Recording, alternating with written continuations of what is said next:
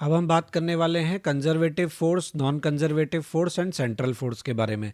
Conservative force कौन से forces होते हैं जिनका वर्क डन जो है वो पाथ से इंडिपेंडेंट होता है और इनिशियल और फाइनल पोजीशन पर ही डिपेंड करता है। तो आप कोई भी पाथ लेकर जाएं, अगर आपकी इनिशियल और फाइनल पोजीशन सेम है तो आपको वर्क डन सभी केसेस में सेम मिलेगा।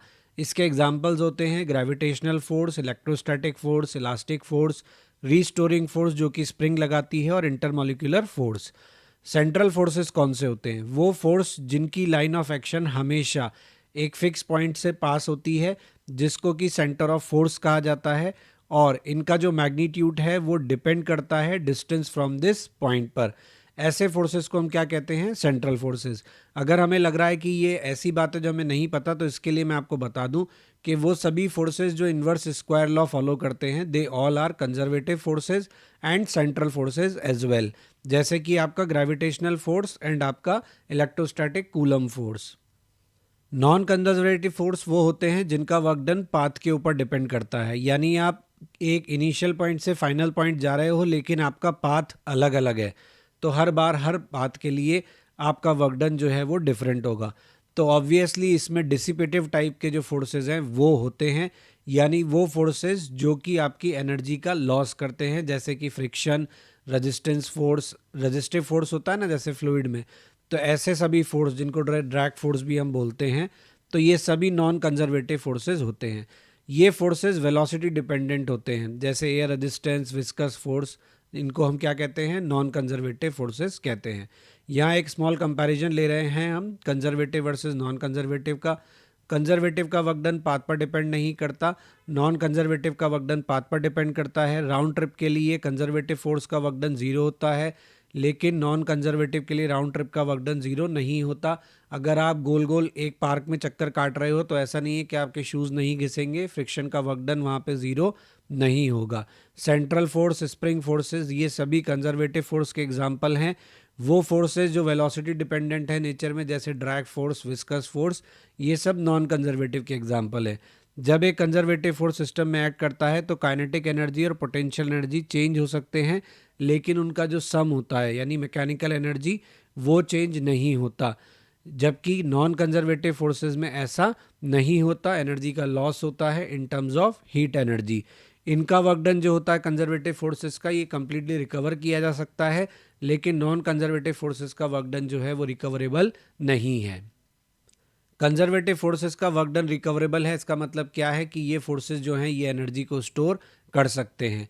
पोटेंशियल एनर्जी जो कि बॉडी में स्टोर होती है by virtue of its position और configuration in a conservative force field. यहाँ ये बात ध्यान देने वाली है कि हर कंजर्वेटिव फोर्स फील्ड के साथ एक पोटेंशियल एनर्जी स्टोर होती है, तभी आप ये कह सकते हो कि वर्क डन रिकवर हो सकता है, यानी काइनेटिक पोटेंशियल में कन्वर्ट हो सकती है, पोटेंशियल काइनेटिक में कन्वर्ट हो सकती है।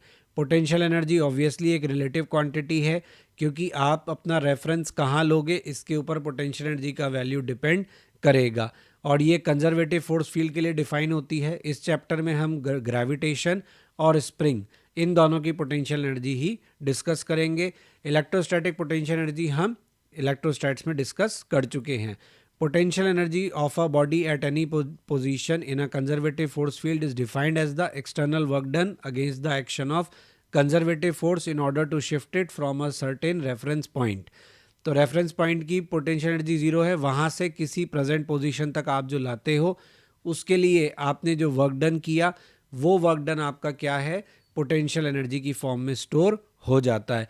या हम ये भी कह सकते हैं कि work done by conservative force is negative of change in potential energy. Actual में पूरा रिलेशन ये होता है जो हम लिखते हैं कि work done by external is equal to change in potential energy is equal to negative of work done by conservative force. तो एक्चुअल में हमें जो वर्क करना है वो कंजर्वेटिव फोर्स के अगेंस्ट करना है। जब एक्सटर्नल फोर्स कंजर्वेटिव फोर्स के अगेंस्ट वर्क डन करता है तो कंजर्वेटिव फोर्स का वर्क डन नेगेटिव हो जाता है, और ऑब्वियसली पोटेंशियल एनर्जी सिस्टम की बढ़ जाती है।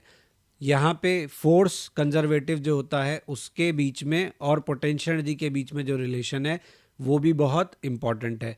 हम इसको ऐसे लिख सकते हैं, एफ वेक्टर इज, तो इसको ग्रेडियंट ऑफ पोटेंशियल एनर्जी कहा जाता है, यानी del U by del are.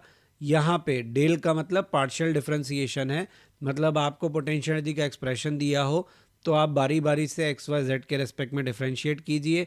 एक बार एक्स के रेस्पेक्ट में डिफरेंशिएट कीजिए, वाई जेड को कांस्टेंट मानिए, फिर वाई के रेस्पेक्ट में कीजिए, एक्स जेड को कांस्टेंट मानिए। इस तरीके से आप फोर्स निकाल सकते हैं। उल्टा भी आप कर सकते हैं, अगर आपको चेंज इन पोटेंशियल एनर्जी चाहिए तो आप integration of F with respect to D R या डी एक्स जो भी आपको दिया हो उसके अकॉर्डिंग करके चेंज इन पोटेंशियल एनर्जी निकाल सकते हैं। तो ये दोनों रिलेशन भी हमारे लिए इम्पॉर्टेंट हैं। पोटेंशियल एनर्जी जो है वो पॉजिटिव, नेगेटिव और ज़ीरो कुछ भी हो सकती है डिपेंडिंग ऑन द रेफरेंस। और potential energy of spring discuss करते हैं सबसे पहले। तो पोटेंशियल एनर्जी ऑफ स्प्रिंग के केस में हम जानते हैं जब स्प्रिंग अनस्ट्रेच्ड है तो उसमें कोई भी फोर्स एक्ट नहीं करता, लेकिन जब हम उसे इलोंगेट या कंप्रेस करते हैं तो स्प्रिंग का फोर्स एक्ट करता है जो कि इसको अपोज करता है, और ये फोर्स चेंज के प्रोपोर्शनल होता है और ऑपोजिट डायरेक्शन में काम करता है। इसको हम माइनस के एक्स भी कहते हैं, जहाँ के स्प्रिंग कांस्टेंट है। इसके बारे में हमने न्यूटन लॉज ऑफ मोशन में पढ़ा है। अब जब हम यहाँ पे पोटेंशियल एनर्जी ऑफ स्प्रिंग निकालते हैं तो हमें work done by conservative force का यहाँ इंटीग्रेशन करना है। इससे हमें क्या मिलेगा, पोटेंशियल एनर्जी का फॉर्मूला विच इज़ हाफ के एक्स स्क्वायर।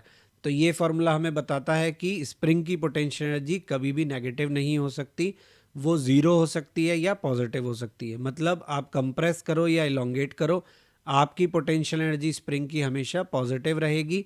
कंप्रेशन और इलोंगेशन के केस में आपका x जो है वो पॉजिटिव नेगेटिव स्क्वायर होके पॉजिटिव बन जाएगा। तो स्प्रिंग के केस में पोटेंशियल एनर्जी हमेशा पॉजिटिव या ज़ीरो होती है, नेगेटिव नहीं होती, ऑलवेज नॉन नेगेटिव। ठीक है। रेफरेंस यहाँ पे कहाँ माना जाता है, तो नेचुरल लेंथ पे रेफरेंस मानते हैं क्योंकि वहाँ पे पोटेंशियल एनर्जी क्या होती है, ज़ीरो। अब हम डिस्कस कर रहे हैं दो स्प्रिंग का केस जिनके स्प्रिंग कांस्टेंट K1 K2 दिए हैं। मान लीजिए इनको सेम अमाउंट के फोर्स से हमने पुल किया, तो एक में पोटेंशियल एनर्जी को हम लिखेंगे हाफ K1 x1 स्क्वायर या हाफ एफ x1। इसी तरीके से U2 को लिखेंगे। तो अगर हमें इनकी पोटेंशियल एनर्जी के रेशियो को कंपेयर करना है तो वो क्या मिलेगा, वो मिलेगा x1 बाय x2 या K2 बाय K1। तो अगर सवाल आए कि सेम अमाउंट ऑफ फोर्स से हमने एलोंगेट किया है स्प्रिंग्स को और हमें उनके स्प्रिंग कांस्टेंट या एलोंगेशन की इन्फॉर्मेशन दी हो या कंप्रेशन की इन्फॉर्मेशन दी हो, तो हम पोटेंशियल एनर्जी को सीधे यहाँ से कंपेयर कर सकते हैं। मान लीजिए अगला केस दिया जाता है कि फोर्स सेम नहीं है लेकिन इलोंगेशन सेम है, यानी पहले पे आपने फोर्स लगाया F1 विच इज़ K1x, दूसरे पे लगाया F2 विच इज़ K2x। इस केस में आपसे पोटेंशियल एनर्जी कंपेयर करने को कहा जाए तो इस बार आपकी पोटेंशियल एनर्जी का रेशियो क्या होगा, K2 बाय K1 नहीं, K1 अपॉन K2 या F1 अपॉन F2। अब हम एक क्वेश्चन देखते हैं। हमें दिया है स्प्रिंग फोर्स कांस्टेंट 100 न्यूटन पर मीटर, स्ट्रेच किया है 5 centimetre, work done by applied force पूछा है। तो work done by applied force यानी वर्क डन बाय एक्सटर्नल यानी चेंज इन पोटेंशियल एनर्जी, तो हाफ के एक्स फाइनल का स्क्वायर माइनस एक्स इनिशियल का स्क्वायर। के का वैल्यू 100 दिया हुआ है, 5 का स्क्वायर करेंगे तो क्या जाएगा 25 इंटू 10⁻⁻⁴। ऑब्वियसली हमने इसको नेचुरल लेंथ से एलोंगेट किया होगा, तो यहाँ से हम सॉल्व करके निकाल सकते हैं। ये कितना आ जाएगा 0.125 जूल। समझ में आया। दूसरा केस हम ले रहे हैं ग्रेविटेशनल पोटेंशियल एनर्जी का। बहुत फेमस सवाल है चेन वाला। इसके सवाल को कैसे करना है, क्वेश्चन में कहा कि 1/nth part of chain hang किया हुआ है एज ऑफ टेबल से। ठीक है। तो यहाँ पे चेन का लेंथ है L। ठीक है। तो L लेंथ का मास रहा होगा m।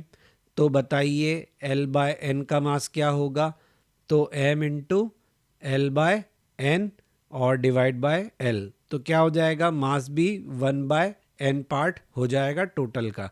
तो इसका मतलब ये हुआ कि यहाँ पर हमारे दो मास हो गए, एक टेबल के ऊपर रखा है, एक टेबल के यहाँ पे हैंग किया हुआ है। अब क्वेश्चन कहता है कि टेबल सरफेस जो है उसको रेफरेंस ले लो, यानी यहाँ पे पोटेंशियल एनर्जी क्या ले लो, ज़ीरो। तो देखो आपका जो हैंगिंग पार्ट है इसकी पोटेंशियल एनर्जी लिखोगे तो इसकी पोटेंशियल एनर्जी लिखोगे आप इसके सेंटर ऑफ मास से, क्योंकि ये जो पूरा मास है ये चेन की फॉर्म में डिस्ट्रीब्यूटेड है। तो जब मास ऐसे डिस्ट्रीब्यूटेड होता है तो हम सेंटर ऑफ मास से पोटेंशियल एनर्जी लिखते हैं। तो इनिशियल पोटेंशियल एनर्जी क्या लिखेंगे हम, m/n जो कि इसका मास है g। अब अगर ये टोटल लेंथ आपकी L बाय एन है, तो सेंटर ऑफ मास कहाँ होगा, L बाय 2n पे होगा, यानी मिड पॉइंट पे होगा, क्योंकि रेफरेंस के नीचे आपकी चेन का ये पार्ट लटक रहा है, यानी पोटेंशियल एनर्जी क्या है, नेगेटिव। अब अगर ये कहता है, ये देखा हमने कितना आएगा, ये आएगा -mgl/2n²। ठीक है, अब इसको हमने कहा कि ऊपर लेके जाना है, work done against gravity to pull the hanging part. तो अगर हम इसको ऊपर ले जाएंगे तो फाइनल पोटेंशियल क्या कर देंगे, 0। तो work done by external force is equal to change in potential energy, 0 minus of minus mgl/2n²। तो माइनस माइनस क्या हो जाएगा, प्लस। तो आप इसको डायरेक्ट याद भी रख सकते हो या इस तरीके से सॉल्व करके निकाल भी सकते हो। Please like, share and subscribe my channel. Press bell icon for important notifications and update, ताकि टाइमली आपको सभी इंपॉर्टेंट अपलोड्स मिलते रहें। आप हमारा ब्लॉग भी विजिट कर सकते हैं, दैट इज़ क्वेश्चन नहीं बनता blogspot.com, जहाँ पे आपको सभी लेक्चर्स के रिटन फॉर्मेट में जो नोट्स हैं वो अवेलेबल हैं और क्वेश्चंस के सोल्यूशन अवेलेबल हैं। आपको कोई सजेशन है तो आप मुझे मेल कर सकते हैं, मेरा मेल आईडी यहाँ दिया हुआ है। फेसबुक पेज और इंस्टा पे आप टिप्स ऑफ द डे के लिए ज्वाइन कर सकते हैं।